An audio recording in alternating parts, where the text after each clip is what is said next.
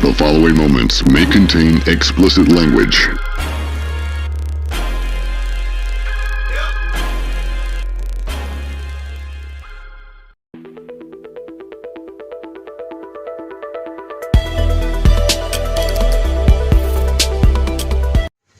I mean, who haven't had that trouble when they locked up, no matter who you are, you know what I'm saying?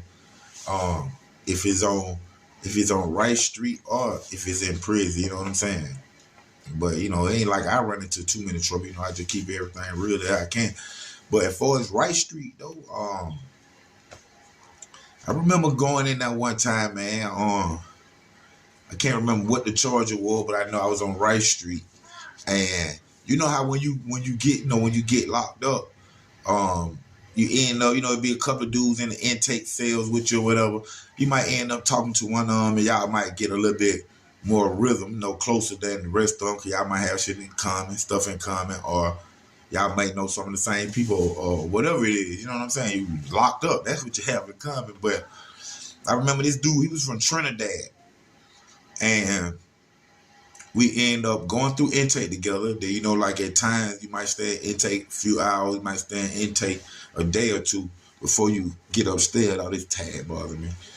Before you get upstairs, man. But you know, we went through the whole intake session together, and then we end up, once we got placed in our dorm, you know, 4 South 500, 4 South 600, no, them were the Thunderdomes on Rice Street back then. People hated to go there. Homies hated to go through the Thunderdome. But that's why I always ended up because of my charges, you know what I'm saying? But we ended up going to the Thunderdome, man. I remember talking to him, and I asked him what he was locked up for and stuff. And he was locked up for armed robbery or however. And it was kind of unique what he used to tell me, though, because he told me, like, he used to rob the banks with the store. I mean, with the note. Sorry about that. He used to rob the bank with the note. And he said that he used to have it like a truck. He got his truck with 10 windows. And he said he just used to go to the bank, get on the note. You know, they give him about 20, 30 bands, 10, whatever. And he said he'll just walk swiftly out the store, calmly, go to his truck. And he said once he get in the truck, they just say, you know, he had a full beard, you know, however. He said so once he got into the truck, he said he'll just shave right there and look in the mirror real quick and just shave all the hair off and then let the window down. He said the truck had 10 windows. He said he'll let the window down and ride out. He said police be shooting him now, pass him and everything. And he said he'll just ride out or whatever. But he said that his truck, at this time, his truck was in the shop. You know, the truck was demobilized. We'll just say whatever. I just know he said something was wrong with the truck and he had to use his motorcycle. You know what I'm saying? And then on top of it, I remember telling his parents, you know, like he said, he's from Trinidad. His parents had money. Because, you know, dude had a truck, had a motorcycle, you know what I'm saying? But he said that he needed some flow or whatnot, and he ain't have a truck, so he like, I'm going to just go hit the bank, and I'm going to do it on my motorcycle. So he said, you know, he pulled up on a motorcycle, you know, going to the bank with the note, and he said he ended up getting them. He said when he get back on the motorcycle, I remember he said something like he was counting the money, and it wasn't nothing but like 6 bands or something. And he felt that wasn't enough. So what this dumb dude do is he go to another bank on his motorcycle. He go to another bank and he do the same thing and get away. Meaning like come out the bank, get on his motorcycle. He said, but this time when he was leaving out the parking lot of the bank, a cop is just coming into the bank. And he don't even think that they had made the call yet or he got the dispatch yet. He said, but what happened was him and the cop went past each other real slow. And he said he had to pull his sun visor thing down on his own helmet. So he said him and the cop had caught eye contact. And he said it was just an eye contact. Then he said, but the cop didn't do nothing, they just went past each other. He said, but then the call must have had came out right after that because the cop felt something, turned around, unless they had the description of the motorcycle. And that thing, you know, while he was on the expressway, he seen the cop way down there coming at him. So make a long story short, you know, he high speed chase that led to him jumping out like by a bridge or something, jump down the bridge, he running, he end up in an apartment complex. And I think this is like in South Cobb, like Gwinnett County, maybe up there somewhere, you know what I'm saying? So I'm not going that kind of had to be Fulton because he was there. But it's probably like South Cobb up there somewhere on the edges of Fulton County and whatnot. So he run apartment complex. They got the helicopter. I remember he said the helicopters, he heard the helicopters and stuff before they came, so they couldn't see him. But he said he did hear them. And he said he started knocking on people's door. He was going to tell them like he needed help, but just stuff like that. He said, but nobody want to come to the door. Make a long story short, he ended up getting caught. And he was on Right Street with me. But I'm like, dang, man, you know, I would have caught them 6 bands. I would have stopped. You know, I would have did that another day, my opinion. But now we on Right Street. You know, like I said, he a cool dude. His parents had money because his books always stayed popping. You know, he always had money on the books and whatnot. So when store came around, you know, he always bought the goodies and all this stuff, and he always shared them with me. You know what I'm saying? So we were, like I said, we was cool, man. We talked all the time, played cards together, whatnot. So one day he was in the store. I remember him say, "Hey, Kyler Park, it's getting cold, man. I'm finna go ahead and order me some Long John, man. You want me? Oh, you saw, man, they on the house. It's all good." So I knew it was getting cold too in Right Street, man. I'm like, yeah, bro, like you ain't have to, man, but like, oh, man, that's love, bro. So he went ahead and ordered me some Long Johns and everything, man. You know, the store came that Friday or whatever. You know, we good, man. We warm, man. You know, we eat, man. You know, we looking at the TV and stuff. So while I'm in the day room and I'm looking at TV, I guess he hadn't went upstairs to his room. I was downstairs and he was upstairs. And while he in his room, he come to the balcony and he looked down. He like, "Hey, Kyler Paul." I look up and I'm like, "What's up, man?" He be like, "Man, somebody done went in my room, man, and stole my whole entire store, man." Like, what? You know, you can only go like $50 every week on the store, but you know, them zoom and them wham-whams, you be needing them. They go a long way while you locked up, you know, them soups, them noodles. So I said, "What? What?" He was like, "Yeah, man, somebody done came in my room and stole my whole bag, man." Yeah. He was like, he's so mad, like, "Man, I'm telling y'all right now, I'm finna go in everybody's room up here, I'm finna search everybody's room." So time he said that, he went, you know, he upstairs where he at, he went right into the room next door to him. So I go upstairs where he at, man, and I just walk with him. You know, he going in everybody's room, you know, looking up under the bed, looking everything, man. You know, he mad. You know, he Trinidad, so he's speaking different languages, cussing. So I'm walking with him though, you know, I'm walking with him, but I'm not going into nobody's room, you know what I'm saying? Just, you know, that's a violation that, you know, I ain't gonna do because, you know, it ain't my stuff, but, you know, I am cool with dude. And while he going into everybody's room checking, you know, I'm walking with him, you know what I'm saying? So he check all the rooms upstairs, bam. Then we come down the stairs, the one that's closer to the back wall, not the one that's closer to like you finna go out of the jail, like when the police come and get you or whatnot. So we come down the stairs, boom, he checked that room, just walking with him, check that room. Then when we get to like the last room, it's right there by that stool right there. And I know a lot of y'all know where that stool at, that last room on the bottom floor right there. As we get right there, I can hear talking and stuff coming out the room. You know what I'm saying? So as we approach the room, it's like 4, 5 dudes in the room. You know what I'm saying? And one of the dudes was this homie named Hot. Now, I don't know the real name, but Hot, and you know who I'm talking about, you about what's going on. But it was this dude named Hot from Atlanta, you know what I'm saying? And the reason why they call him Hot is because, like, reason why they call him Hot is because when I was in there, I you know, asked somebody what they call him Hot. And they didn't tell me, like they want to tell it me, and they just said, "You will see."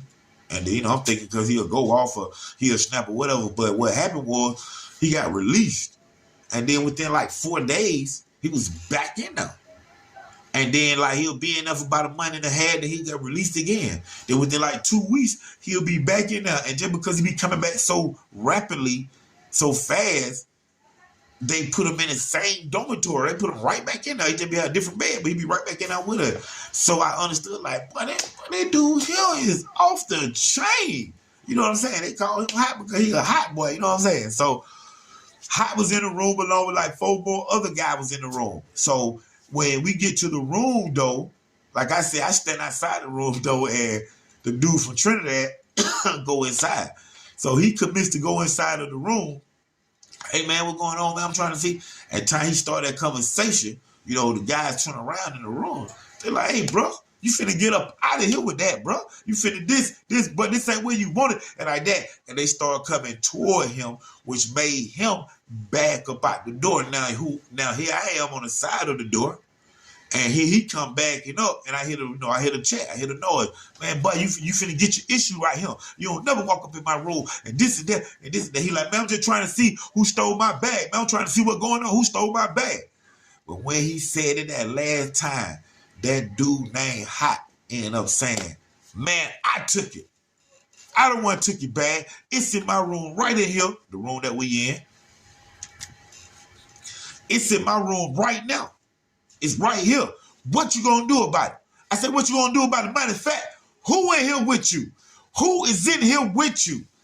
And when he said that, I know Hot is referring to me because me and home been kicking it, and I'm actually standing right there in the midst of everything while it's going down. And he's saying, who in here with you? Who got your back? Saying it in layman terms. He actually saying, who got your back? Because I smash on you right now. I took it. What you gonna do? Who in here with you? And I know that he was expecting me, like Hot himself, or either the dude from Trinidad. I know either one of them was expecting me to be like, I'm in here with him. But of course, I wasn't finna say that because, like, everybody know life is about individual, and I was in there with myself. You know what I'm saying? Even though, we cool, we kick it, you buy me Zoom, you give me, share your noodles with me, you give me food, hey, Trish, you need this, cauliflower, that's all cool. But at the end of the day, I'm on Rice Street, you know what I'm saying? I'm on Rice Street by myself. Life is about individual. You know what I'm saying? You go to heaven by yourself. You can't take your kids. You can't take your mama. You can't take nobody on Rice Street to heaven with you. You got to go by yourself. When you die, you go by yourself, man. So at the end of the day, I was in there by myself. And when he said, who was in that with you? Nobody didn't speak up. So he ended up just taking it. And that was just that. You know what I'm saying? But what's crazy is that night didn't end like that. As the night get later, and probably about an hour before we get locked down, I'm in my room, man. One of my other partners just talking, chopping it up or whatever. And the Trinidad dude coming out, and he say, hey, y'all, man. Y'all think I should tell? Y'all think I should tell them? Put a kite on, a snitch on. So the other dude who I'm in the room with, he say, yeah, man. Hey, man, they took my stuff, man. I don't have to tell them folk like that. So I didn't never respond to it because he had responded to it. However, man, me personally, I would have had to handle mine right there. You just, and I'm handling mine every day until one of them had to get up out of there. But I'm like, man, that's on y'all, man. Once he said, man, y'all tell, I'm like, man, that's on y'all, man. So what happened is, later on that night, this tag is killing me. Later on that night, Trinidad dude had made a kite. I guess he had told what happened or whatever in it or whatnot. Hell, but at this time on Rice Street, they had a lot of cadets, a lot of rookie trainees that was in on the floors and doing their rotations and things. They was in training at the time. So what happened was when we get locked down that night, and once we lock down, like every hour or so, they'll come by and they'll check the doors, put the shine the flashlight in there, make sure the guys are living or two guys are in the cell to count right, all that stuff right there. So the Trinidad dude had done, like, made a little football and slided up on the door, a little kite. Y'all know what a kite is, a little note that with information on it, to somebody else. So he put the kite out there for the police can get it and let the police know that he's been robbed. That's the whole purpose of the kite. So what happens is when he slided up under his door and the cadet come down, the cadet, he was an African guy too. And I remember him saying, what is this? What is this? And he kicked it. And then it seemed like he kicked it twice. Like, what is this? What is this? And then he picked it up. But what happened is when he kicked it twice, now he's picking it up at my door. So he come down and he see the kite slide out, and he said, "What did this? What did this? What did this?" And he kick it twice before he pick it up. So when he pick it up, he get it, he open it. I'm looking at him because he's at my door. He's open it, he read it, then he look at me and give me the thumbs up.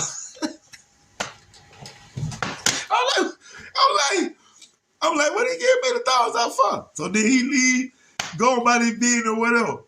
Man, I mean, I tell you, about 2 hours later, everybody was getting good in their sleep, bro. About 2 hours later, all the lights come on in the door. Do.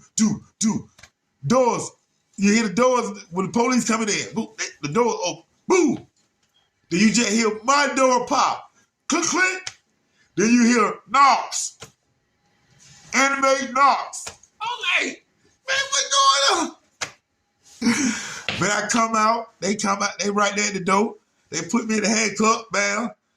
They take me out like, man, what's going on? They like, the captain want to speak to you. So I'm like, because I don't really put it together. I'm like, what do you want to speak to me for? You know, I'm all handcuffed. Man, what do you want to speak to me for? I don't know, man. You know, the captain want to speak to you. So they take me in there, bam. They unhandcuff me, cuff me to the chair. I'm sitting there. Like, man, these folks tripping, man. Like 2 in the morning, I'm tired. Man, these folks tripping. Captain coming out, sit at the desk. He got the piece of paper. He got the piece of paper in his hand. He was like, so they robbed you of your whole store? I was like, hey, Cap, that wasn't me. Man, I didn't send that note. He said, oh, this ain't you that is stealing? I said, no, man, that wasn't me, man. I don't know who it was, man. They was all right. They tell the deputy to come back, take me to my cell. So I go back, boom, put me in a handcuff, take me back, bam. Going in my room, they like, man, what's going on, man? I said, man, they thought that was me who sent the kite out, man. And then I'm thinking like, man, they done pop the door. They done pop the door in the middle of the night, call me out, everybody looking. You know what I'm saying? So now, while I'm telling him that, they call the Trinidad guy. They pop his door, call him out. He go out. He stay gone about 10 minutes. When he ain't that long, he stay gone about 10 minutes. Then he come back. He go in his cell. And then they thing you know, all our doors pop. Every cell in there pop. All the lights on, they waking everybody up. Telling everybody to come stand out, you know. Dudes complaining, homies complaining. Man, what's going on, man? I'm trying to sleep, man. Like that.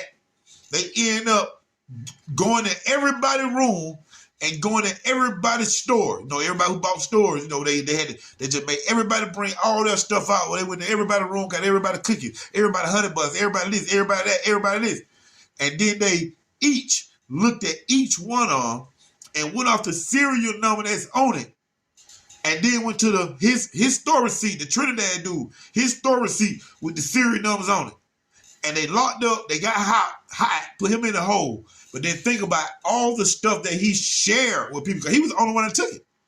All the stuff he shared with people. They had cookies, he had a honey bun, he had a sneaker, he had this. So they ended up locking up by 5 or 6 more guys, taking them out, putting them in the hole. And the ones that was left, that was down with them, what's the first thing they gonna say? In College Park in that Trinidad. I'm talking about had the whole to my half of the dorm. Mad. You know what I'm saying? Then, you know, I got my partner who, you know, cool or whatever, since I done came in. But then you got these dudes over here, they thinking I had something to do with it when it was actually just him. So I remember one dude saying something to me, man, I had my ink pen. I said, listen, man, you can say what you want to say, but any one of y'all put y'all hands on me, I'm going to stick the ink pen in one of y'all eye. So I be, because I really don't want to do it, but I be happy to draw vision for these homies, man, for these dudes, man, because nobody don't want to lose an eye.